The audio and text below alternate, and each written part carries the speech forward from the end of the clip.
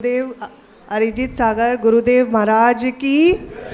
राजा राणा छत्रपति हाथिन के असवार, मरना सबको एक दिन अपनी अपनी बार।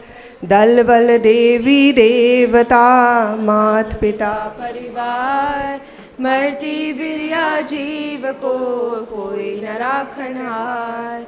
दाम बिना निर्धन दुखी तृष्णावश धनवान, कहूँ न सुख संसार में सब जग देखियो छान।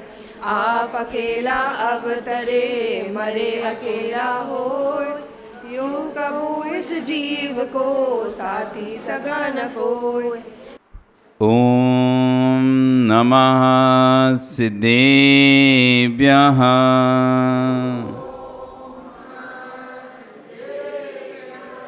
ओम नमः सिद्धेभ्यः।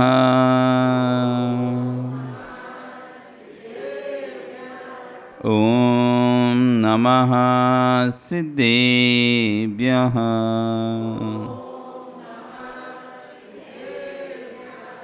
तिर्यणि खग्गिणाय रुतारी मोहि सिर सिरणी बिहो, आयरी राउ पसियो परवादिन्यो भव्य जीलोए। नमो अरिहंताणं नमो सिद्धाणं नमो आयरियाणं नमो वज्रायाणं नमो लोये सव्यसाहुणं। बोले अनंत नसीब परमेष्टि भगवान की, आदिब्रह्म आदिनाथ भगवान की, वर्तमान शासनायक महावीर भगवान की, आचार्य कुंद कुंदेव स्वामी महाराज जी की, आचार्य गुरु विश्व सागर जी महाराज जी की, अहिंसा में विश्व धर्म की, भगवान के जन्म तप मोक्ष कल्याणक महोत्सव की।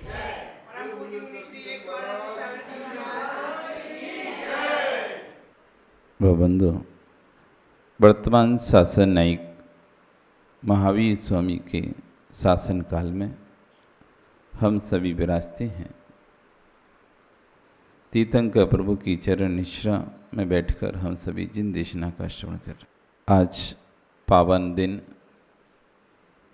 16वें तीर्थंकर शांतिनाथ भगवान का जन्म तप और मोक्ष कल्याणक महोत्सव है, और इसी पावन वेला पर हम सभी यहाँ पर एक साथ एकत्रित होकर भगवान की महाअर्चना पूजा विधान करेंगे। प्रकरण चल रहा है धर्म ध्यान का, कि धर्म ध्यान से कर्मों का क्षय होता है। धर्म ध्यान कर्मों के क्षय में कारण है, और इसी प्रकरण में हमने अज्ञा विचय, अपाय विचय, विपाक विचय, धर्म ध्यान के बारे में समझा। आज चौथा धर्म ध्यान है संस्थान विषय। संस्थान विषय नाम का धर्म ध्यान, संस्थान मतलब होता है आकार। संस्थान मतलब क्या होता है? आकार। किसका आकार? लोक का आकार। लोक के बारे में चिंतन करना, ये लोक किस तरह का है, लोक का आकार कैसा है, लोक में कौन रहता है, लोक में कितने द्रव्य हैं, उन द्रव्य का स्वरूप क्या है। कल एक माँ पूछ रही थी, आपने अज्ञा विषय बताया, विपाक विषय बताया, संस्थान विषय बताया, और लोक विषय में कह रहे हैं लोक का ध्यान। तो आत्मा का ध्यान कहाँ है इसमें? क्या आत्मा का ध्यान धर्म ध्यान नहीं है? तो हमने कहा माँ, तुम इस लोक से बाहर हो क्या? इस लोक से बाहर हो क्या? जब लोक की बात कह दी तो लोक में रहने वाले सभी जीवी तो लोक हैं। लोक किसी स्थान का नाम थोड़ी ना है। जहां पर 6 द्रव्य पाए जाते हैं उसका नाम लोक है। लोक किसे? लोकाकाश, अलोकाकाश। आकाश के 2 भेद किए गए, लोकाकाश और अलोकाकाश। लोकाकाश अर्थात जहां पर 6 द्रव्य पाए जाते हैं उसका नाम है लोकाकाश। कितने द्रव्य? कौन कौन सुनते? पुनीत पता है? 6 द्रव्य नहीं पता ना? किसकी गलती है? तुम्हारे माता पिता की गलती है, तुम्हारे राजीव की गलती है, तुम्हारी बुआ की गलती है, जो तुम्हें बचपन में सिखाए नहीं। जब तुम छोटे थे तो पाठशाला पढ़ाई नहीं, गलती इन लोगों की है। उस समय नहीं बताया तुम्हें 6 द्रव्य कौन कौन से होते हैं। अभिषेक पता है 6 द्रव्य? किस किस को पता है 6 द्रव्य? सुनील जी, अगर जैन होकर भी 6 द्रव्य नहीं जाने तो फिर क्या जाना। जैन धर्म में जन्म लेकर अनिल जानते हो 6 द्रव्य क्या है? इतनी भगवान की भक्ति करते हो, पूजा करते हो, रोज अभिषेक करते हो, सुबह से आते हो, 6 द्रव्य के बारे में नहीं पता है? मालूम है कौन कौन से हैं? हरिहंस सिद्धाचार्य पद है साधु क्या? कौन से 6 द्रव्य? पूजा के 6 द्रव्य जल चंदन अक्षत वे तो 8 द्रव्य होते हैं, 6 थोड़ी ना होते, वे तो 8 द्रव्य होता है। 6 द्रव्य कौशिक, राजीव, पवन जी, अशोक, ओ पदमचंद जी। दुनिया की बातें तुम्हें बहुत पता है, धर्म की बातें बताओ ना। 6 द्रव्य नहीं पता, 6 द्रव्य नहीं पता। जब तुम्हें 6 द्रव्य नहीं पता तो तुम्हारे को फिर आगे क्या पता होगा? जीव, पुद्गल, धर्म, अधर्म, आकाश और काल। माँ को ही नहीं पता, जीव के बाद अजीब बोलने लगी सीधा। जीव, पुद्गल, धर्म, अधर्म, आकाश, काल, ये 6 द्रव्य हैं। द्रव्य किसे कहते हैं समझते हो? द्रव्यस्यति, द्रोष्यति, अदुद्रव्यति इति द्रव्यम। अब समझ में नहीं आ रहा होगा, है ना? जो द्रवणशील था, द्रवणशील है और द्रवणशील रहेगा, उसका नाम है द्रव्य, जो कभी नष्ट नहीं होता है, जो शाश्वत है, जिसका कभी भी क्षय नहीं होगा, जिसका कभी भी नाश नहीं होगा, उसका नाम है द्रव्य। ये आत्मा कब नष्ट होगी? इस आत्मा का नाश कब होगा? मरने के बाद। इस आत्मा का नाश कब होगा? मरने के बाद। तो मरने के बाद होगा, तो मोक्ष जाने के बाद, तो कब होगा? कब होगा अशोक जी? आत्मा नष्ट कब होगी? आत्मा कब मरेगी? हैं? सिद्ध होने के बाद मर जाएगी। बहुत अच्छे, एक से एक ज्ञानी है यहां पर।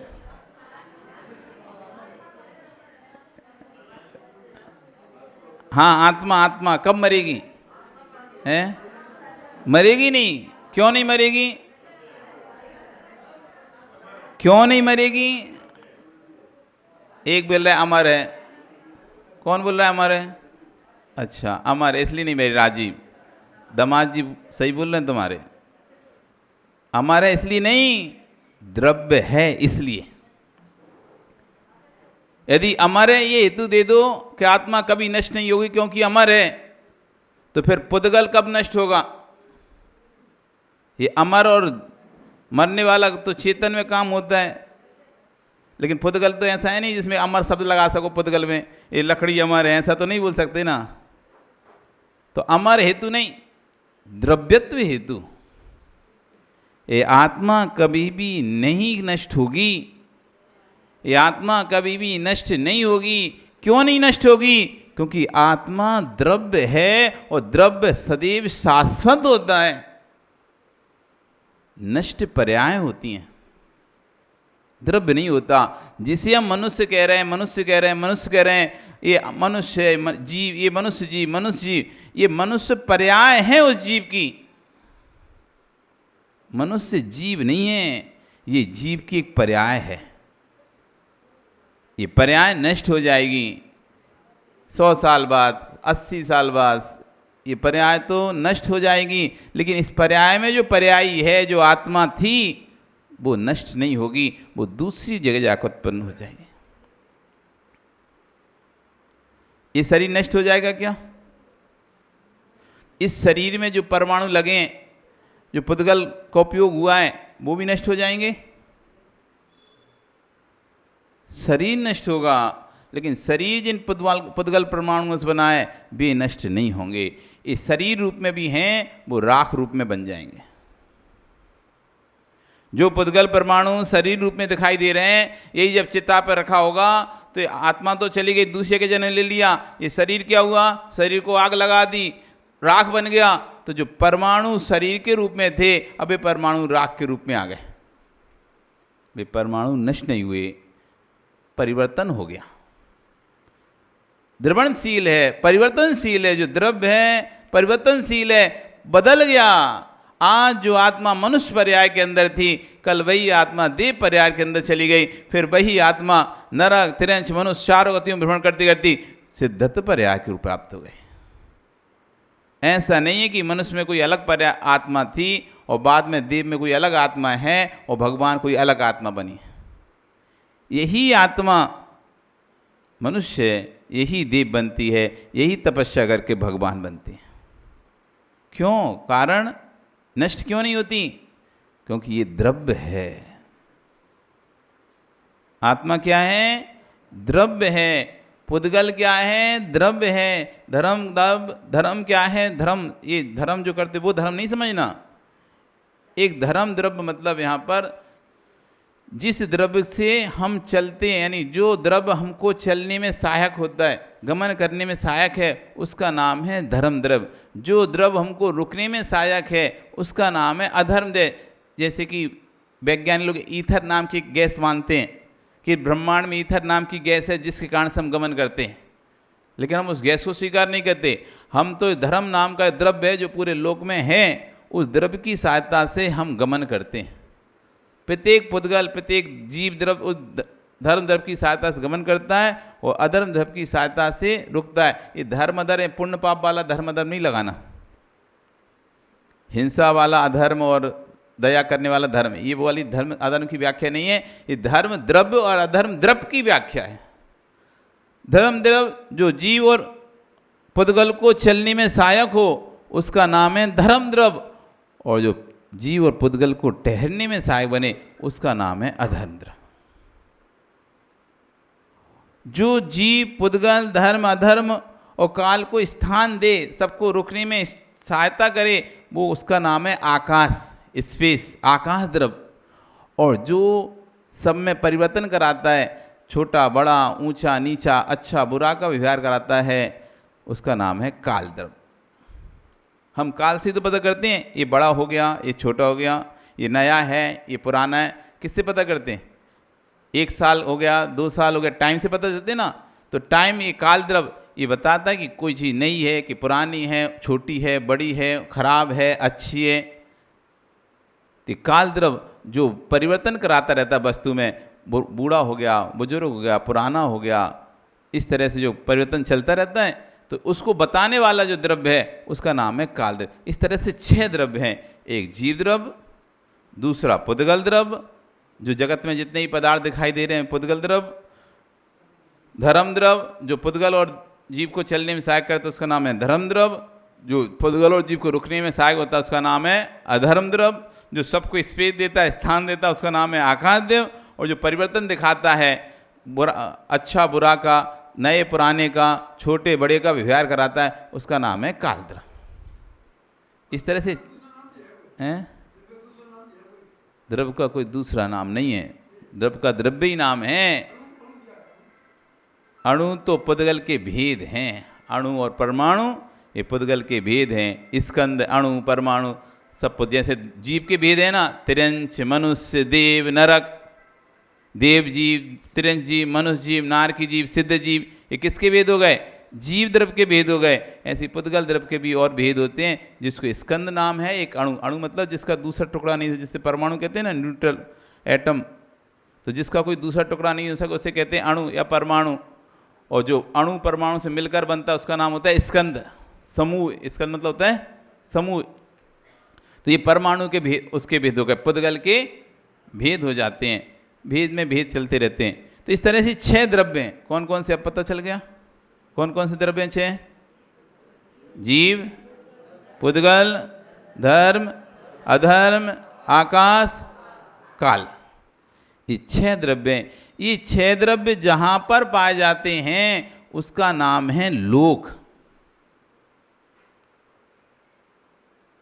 ये 6 द्रव्य जहां पाए जाते हैं उसका नाम क्या है? लोक। और जहां पर ये 6 द्रव्य नहीं पाए जाते उसे कहते हैं अलोक।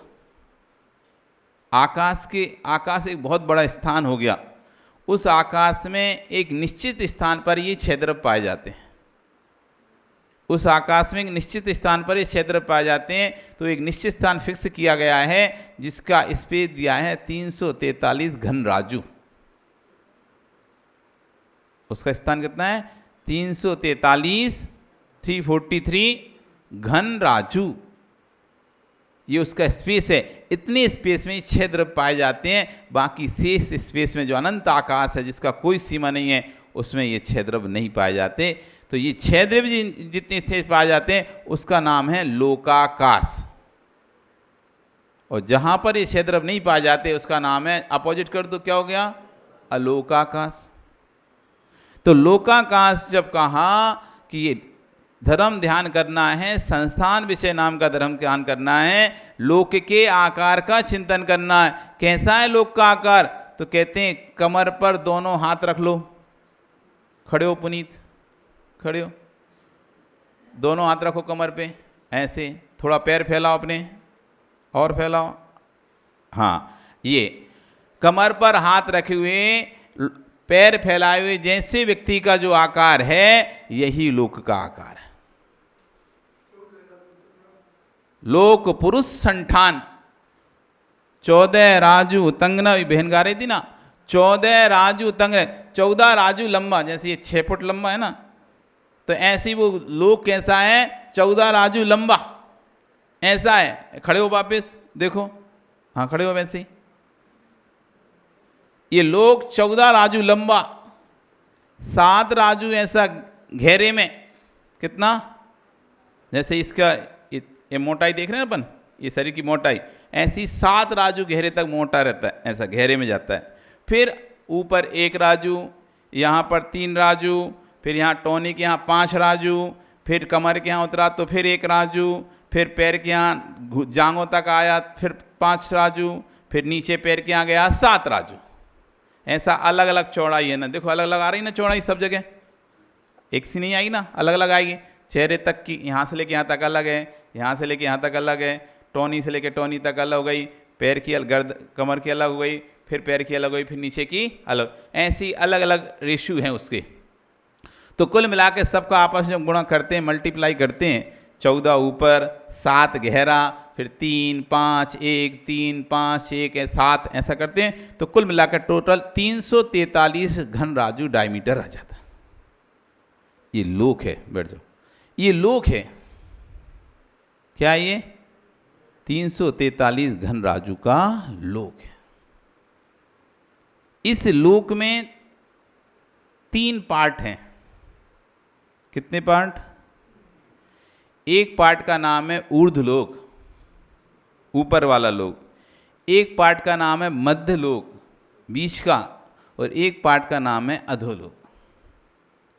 ऊर्ध्वलोक जैसे हमारा शरीर है तो नाभि से ऊपर कर ले, अपन पार्ट बना लें, नाभि के ऊपर ऊर्ध्वलोक, नाभि के नीचे अधोलोक, और जो बीच की नाभि का भाग बच गया ना थोड़ा सा, नाभि के ऊपर की परत और नाभि के नीचे की परत, तो बीच का भाग बढ़ता है, ये हो गया मध्यलोक।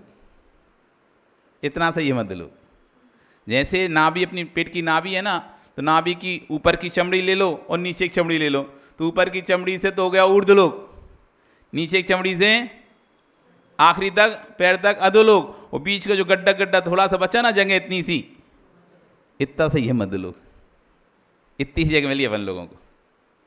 ऊर्ध्व लोक में रहते हैं देवता, देवों का निवास है, सिद्धों का निवास है। अधोलोक में बेंतरों का निवास है, भुवनवासियों का निवास है और नारकियों का निवास है और निगोदिया जीवों का निवास है। निगोदिया जीव, नारकी जीव और भुवनवासी बेंतर देव ये अधोलोक में रहते हैं। मध्यलोक में मनुष्य रहते हैं और बेंतर देव रहते हैं और ज्योतिषी देव रहते हैं। ऊर्ध्वलोक में वैमानिक देव रहते हैं और सिद्ध परमेष्टि रहते हैं। ऐसा डिवाइडेशन हो गया हमारे इस लोक का। जो जितना तीव्र पुण्य करता है वो ऊपर की ओर जाता है और जितना अधिक पाप करता है वो नीचे की ओर जाता है। और जो बीच में रहता है, ना ज़्यादा पाप ना ज़्यादा पुण्य, तो कहाँ जाता है वो? बीच में। समझ में आ रहा है हिसाब किताब? बनिया लोगों अच्छे समझ लो। ज़्यादा पुण्य करोगे ऊपर, ज़्यादा पाप करोगे नीचे, और ना ज़्यादा पुण्य ना ज़्यादा पाप, न्याय नीति से अपना काम करोगे सो बीच में लटके रहोगे। अब तुम्हें कहाँ जाना है प्रसन्न जी? ऊपर, नीचे या बीच में? हैं? बीच में ही लटके रहना है, ऊपर नहीं जाना। कब जाओगे फिर ऊपर? कब जाओगे ऊपर? जाना है ना, कभी तो जाना ही पड़ेगा कि बीच में ही लटके हैं? हाँ, तो मनुष्य तिर्यंच और देव ये मध्य लोक में हो गए। मतलब कुछ देव, कौन से देव? बेंतर देव और ज्योतिषी देव। बेंतर देव, ज्योतिषी देव, मनुष्य तिर्यंच इन मध्य लोक में। ऊर्ध्व लोक में वैमानिक देव और अहमेंद्र और वो भगवान सिद्धालय, ये ऊपर हो गया। नरक में भवनवासी देव, बेंतर देव, नारकी और निगोदिया जी, इतने सब लोग नीचे। ये लोक है, इस लोक का चिंतन करना। अब ये तो कौन कौन रहता है बता दिया। फिर मनुष्यों में कितने प्रकार के मनुष्य होते हैं, तिरंचों में कितने प्रकार के तिरंच होते हैं, देवों में कितने प्रकार के देव होते हैं, नारकियों में कितने प्रकार के नारकी होते हैं, निगोदिया में कितने प्रकार के निगोदिया होते हैं। इस सब का चिंतन करना।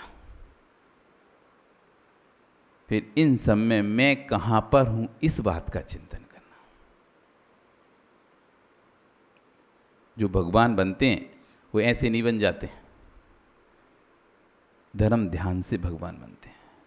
जब तक धर्म ध्यान नहीं होगा शुक्ल ध्यान नहीं हो सकता।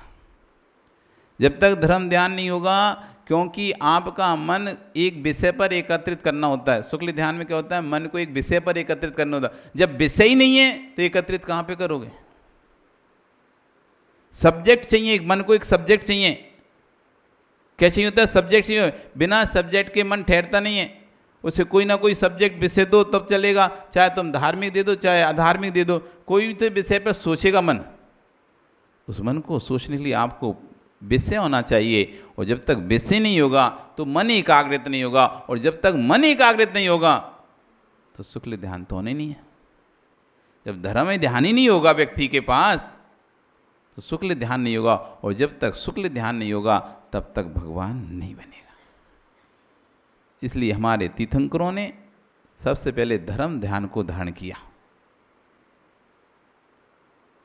आज्ञा विचय, अपाय विचय, विपाक विचय, संस्थान विचय, इन 4 प्रकार के धर्म ध्यान किए। आज पंचम काल में शुक्ल ध्यान नहीं है, क्योंकि धर्म ही ध्यान मुश्किल है। शुक्ल ध्यान तो छोड़ो, हम धर्म ध्यान नहीं कर पाते, धर्म के स्थान पे ही लड़ बैठते हैं। ध्यान तो छोड़ो, धर्म के ध्यान पर आर्तरोध ध्यान ही करते हैं। चाहे शांति धारा हो, चाहे अभिषेक हो, चाहे पूजन हो, चाहे विधान हो, चाहे कोई भी कार्यक्रम हो, हर कार्यक्रम में हमारी कसाय हमेशा एकदम फुल 100% जागृत रहती है। बस मौका मिलना की देरी है, और हम ना चिल्लाने से चूकते हैं ना गुस्सा करने से चूकते हैं। फिर चाहे गुरु हों, चाहे प्रभु हों, चाहे कोई सामने हो, फिर तो हमने जानी। बस कसाय का मौका मिलना चाहिए हमें। एक बार कसाय का मौका मिलना चाहिए, फिर तो हमने जो गुस्सा किया, चिल्लाया, फिर ना तो गुरु देखते ना फिर प्रभु देखते। तुम आओ सो आओ, बैठो सो बैठो, जाओ सो जाओ, कोई मतलब नहीं है। हम तो हम। फिर किसी से नहीं है कम। इसलिए पंचम काल में शुक्ल ध्यान है ही नहीं है, क्योंकि धर्म ही ध्यान नहीं है। धर्म ध्यान तो है, मतलब धर्म ध्यान के परिणामी जीव के अंदर नहीं है। अन्य स्थानों पर छोड़ो, धर्म स्थान पे ही नहीं होते तो फिर अन्य स्थान पर धर्म ध्यान के, जहाँ पे 24 घंटे धर्म के साधन मिल रहे हैं, देवशास्त्र गुरु हैं, जहाँ पर देवशास्त्र गुरु का सानिध्य मिलता है, ऐसे स्थान पर जब जीव की कसाय कम नहीं होती है तो दूसरे स्थानों पर तो फिर छोड़ ही दो। जहाँ पर कसाय कम करने के साधन हैं, अभिषेक, ऐसे स्थानों पर तुम देखो, अभिषेक सोचता है, अभिषेक अभी तुम मंदिर कम जाते होगे, दूर से दर्शन करते होगे, अभिषेक भी कम करते होगे, तुम सोचते हो देखो तो ये लोग कैसे हैं। जब भी किसी को लड़ते या किसी को कसाय करते देखते होगे, दूर से सोचते हो अपन अच्छे हैं, ये लोग कैसे आपस में झगड़ा करते ले।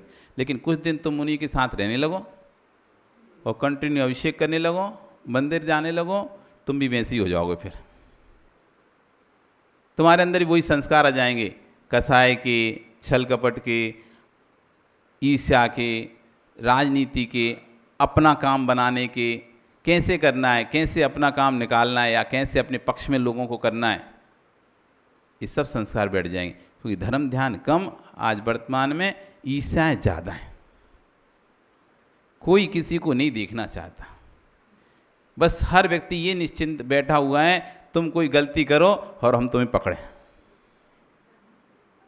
हाँ, तुम बस एक गलती कर दो, फिर तो हमने जाना उसको कैसे बताना है या कैसे उसको अपने अंदर रखना और कब बताना है। हर समय नहीं बताता व्यक्ति, रख लेता है, देख लेता है, देख के अंदर ही अंदर रख लेता है। मौका आएगा तब बोलूँगा, मौका आएगा तब बोलूँगा। जब तक मौका नहीं, जब तक ऐसा शांत रहेगा, शांत, कुछ नहीं बोलेगा, और जैसे ही मौका आएगा वो बम फोड़ेगा। ये हमारा धर्म ध्यान। पर ऐसा धर्म ध्यान नहीं करना। यहाँ कह रहे हैं अज्ञा विषय, अपाय विषय, विपाक विषय, संस्थान विषय, इन 4 प्रकार के धर्म ध्यान जो करता है, ऐसा जीव ही कर्मों का क्षय करता है। आज शांतिनाथ भगवान का जन्म, तप और मोक्ष कल्याणक है। कौन थे शांतिनाथ भगवान, थोड़ा सा जाने तो पूर्व भव में शांतिनाथ से पहले सर्वार्थ सिद्धि के देव थे। सर्वार्थ सिद्धि से पहले ये महामंडलेश्वर राजा हुआ करते थे, मेघरथ नाम के, विदेश क्षेत्र में। वहाँ पर इन्होंने मुनिराजों के प्रवचन सुने, उनकी सेवा की, वैवत्ति की, और वहाँ पर दीक्षा लेकर समोषण में बैठकर 16 कारण भावनाओं को भाया। कौन सी भावना? 16 कारण भावना को भाया, जिससे को तीर्थंकर पृथ्वी का बंध हुआ। और वहाँ से चय करके, मरण करके, समाधि पूर्व मरण करके सर्वार्थ सिद्धि में पहुँचे। सर्वार्थ सिद्धि से वापस धर्मनाथ भगवान के मुख जाने के बाद आधा पल, 5000 वर्ष अधिक आधा पल जब व्यतीत हो गया, तब इनका जन्म हस्तिनापुर के राजा विश्वसेन की रानी ऐरा देवी के घर में इनका अवतरण हुआ। इनकी आयु 1 लाख पूर्व की थी, 1 लाख वर्ष की थी। कितनी की? 1 लाख वर्ष की आयु थी शांतिनाथ भगवान की। 40 धनुष की ऊंचाई थी। इक्ष्वाकु वंश इनका वंश था, इक्ष्वाकु इनका वंश था। भगवान आदिनाथ का जो वंश है वही इनका वंश था। भगवान आदिनाथ का इक्ष्वाकु वंश रहा, उसी वंश के वंशज हैं ये। तो शांतिनाथ भगवान उसी वंश में उत्पन्न हुए, इक्ष्वाकु उनका वंश था। इनका जन्म जेठ शुक्ल 14, जो कि आज का दिन है, आज के दिन जन्म हुआ था। नाम शांति कुमार रखा गया था। आयु 1 लाख पूर्व, 1 लाख वर्ष की थी, जिसमें 25,000 तो इनके कुमार अवस्था के निकले। 50,000 वर्ष इन्होंने राज्य भोगा, चक्रवर्ती पद को भोगा और राज्य शासन किया। 6 खंड की दिग्विजय यात्रा की। एक दिन दर्पण के सामने खड़े हुए थे दर्पण में इनको अपना एक बाल सफ़ेद दिख गया। जैसी दिखा वैसे इनको बैराग हो गया, जातिस्वण हो गया। अहो हो, मैं क्या कर रहा हूँ, क्यों मैं अपनी इस पर्याय को क्यों व्यर्थ व्यतीत कर रहा हूँ। ये जब बाल नहीं रहा, जो काला बाल था वो सफ़ेद हो गया, ये पर्याय भी नष्ट हो जाएगी। इस तरह इनको वैराग्य को प्राप्त हुआ और ज्येष्ठ शुक्ल 14 आतकी दिन इन्होंने दीक्षा को धारण किया।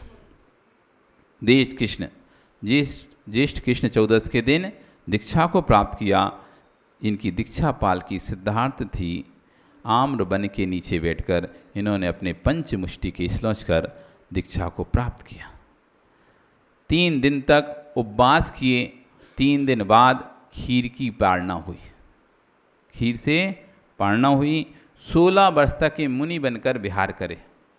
कितने वर्ष तक? 16 वर्ष तक। 16वें तीर्थंकर थे, देखो कैसा सेटिंग बैठा। 16वें तीर्थंकर हैं और 16 वर्ष तक इन्होंने मुनि बनकर विहार किया। 16 वर्ष बाद इनको केवल ज्ञान हो गया। 75,000 और 16 वर्ष, 75,000 25,000 वर्ष कुमार काल के निकले, 50,000 वर्ष राज्य काल के निकले, 16 वर्ष दीक्षा में मुनि बनकर रहे और उसके बाद इनको केवल ज्ञान हो गया और समूषण लग गया। 24,984 वर्ष तक समूषण लगा रहा। इतने समय तक ये केवली बनकर दिव्य देशना को देते हुए भव्य जीवों का कल्याण करते रहे। फिर 1 मास पहले योग निरोध किया, अर्थात समूषण का त्याग किया। जो समूषण में बैठ के दिव्य देशना देते थे ना, वो दिव्य देशना में समूषण का 1 महीने पहले त्याग किया और खम्भे शिखर पर काश्यर मुद्रा में कुंद प्रभकूट से मोक्ष को प्राप्त हो गए। वो दिन था ज्येष्ठ कृष्ण 14 का। इस तरह से भगवान शांतिनाथ, जिनकी आयु 40 धनुष थी, जिनकी आयु 1 लाख वर्ष की थी, ऊंचाई 40 धनुष की थी। 1 धनुष होता है 6 फीट का, तो 40 धनुष कितने हो गए? 240 फीट के थे। कितने फीट के हो गए? 240 फीट के थे। समूषण आधे योजन का इनका, 4.5 योजन का इनका समूषण था और चिन्ह इनका हिरण का था। इस तरह से शांतिनाथ भगवान का परिचय हुआ। हमें इस तरह सब भगवान के परिचय याद रखना चाहिए, इन सब का चिंतन करना चाहिए। ये सब संस्थान विषय नाम का धर्म ध्यान है। आपका समय हो गया, कल फिर आओगे, फिर चर्चा करेंगे। बोली भगवान महावीर स्वामी की।